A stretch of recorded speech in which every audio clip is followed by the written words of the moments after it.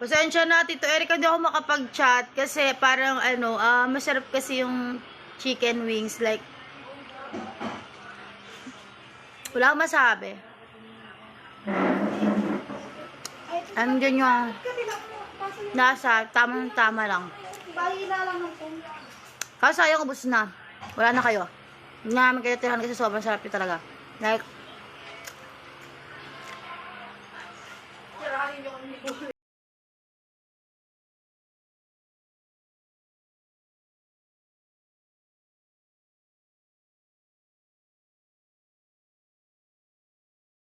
Mami, ngayon tanghali is magluluto po tayo ng budget-friendly na buffalo wings. So, since andito yung anak ko at nag-request siya sa akin na magpaluto ng buffalo wings kasi nakikita niya at napapanood dyan na dumadaan sa FYP niya.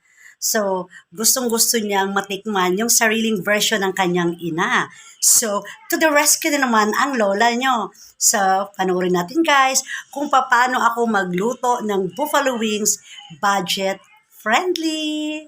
Tara sa kusina. Meron nga po tayong 1 kilong chicken wings sa mga kapatid. So, ayan, freshy-freshy pa yan. Ready na rin tayo sa mga ingredients na gagamitin nito. Since tapos na natin siyang mahugasan, so mag-add lang muna tayo ng garlic. A little of salt. And then syempre yung ating pepper. And calamansi. So, since malinis yung aking kamay at nag-wash ng inyong lingkod, so, I don't need to use gloves na. Kasi mas gusto ko siyang napifeel ko na nanunuot yung mga ingredients doon sa ating chicken para mas malinamnam ang lasa ng kinalabasan ng ating putahing buffalo wings. So, here it is.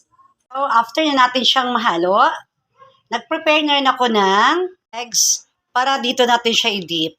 Bago sa starch, bago natin muna siya i-fry yung ating chicken wings. Nga pala, nakapag-prepare na rin ako ng ating kawali, napainit natin ating kawali and meron tayong mantika na medyo mainit na.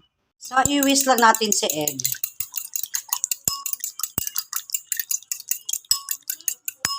So, mag-start na tayo si chicken. I-dip muna natin siya dito sa ating egg. And, i-coat natin siya sa ating cornstarch. So, make it sure na lahat ng part talaga nasisiksik ng ating cornstarch.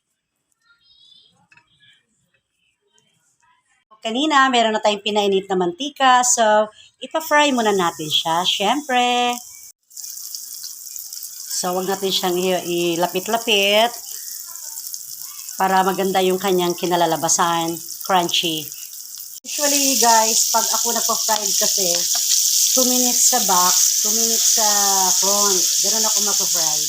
So, every 2 minutes ko talaga siyang binabaliktad to make it golden brown.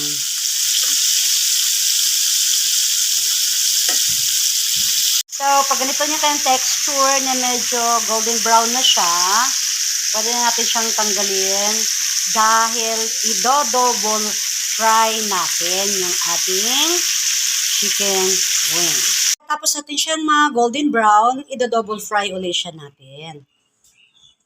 So, need natin siyang i-double fry to make it crispier and crunchier.